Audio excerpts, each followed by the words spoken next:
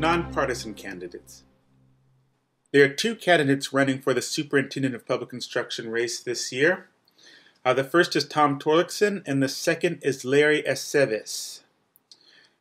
Now, I pretend to be no expert on either of these people, but in preparation, I watched a 20-minute introduction and Q&A session with the both of them, and I was able to gather minimal information, which I'll pass on to you, and you could make your best call.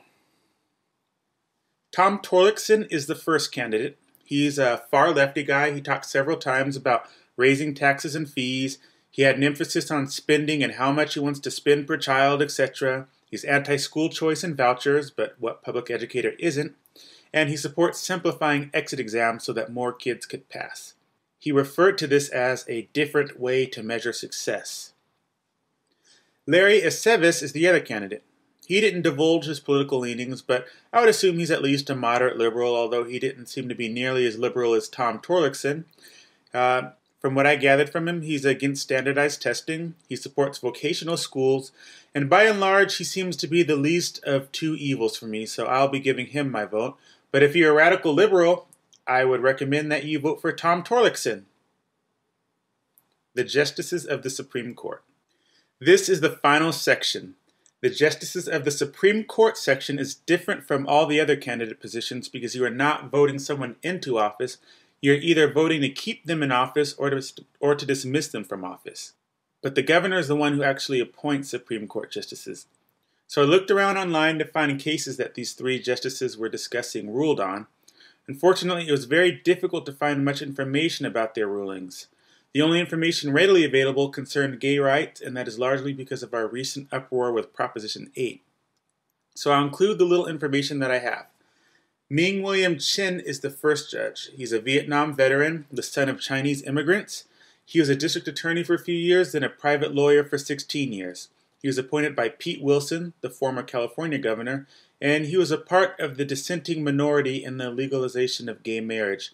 He felt that voters' results should be upheld. Again, that's Ming William Chin. Next is Carlos R. Moreno. He's the son of Mexican immigrants in Los Angeles and attended Yale University and Stanford. He was nominated for a judicial post by both Governor Pete Wilson and Gray Davis, as well as President Bill Clinton, and he was even considered by Barack Obama. He wrote the majority opinion in a 4-3 decision to preserve the right of consumers to bring class action lawsuits against corporations. He's very active with advancing the homosexual agenda in the courts, and the LA Times described him as a liberal on social issues but middle of the road on criminal issues. That's Carlos R. Moreno. Tani Kantil-Sukiyaki was nominated by Arnold Schwarzenegger. Currently, she's an associate judge of the Court of Appeals, and the Los Angeles Times calls her a moderate Republican. She's fairly new, so there's not much to say on her record. So that's it, I guess. So again, that's Tani Kantil-Sukiyaki. You can vote to retain them or kick them to the curb. The choice is yours. Wow, we have reached the end, but I hope you have found yourself better and more educated for it.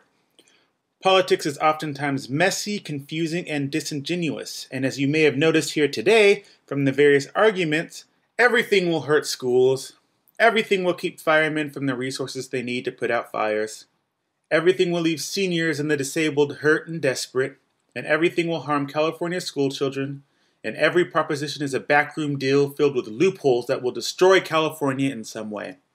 That's politics, and we have to learn to cut through it and get to the truth. Because for all its flaws, it's how we get anything done, and it is your country too.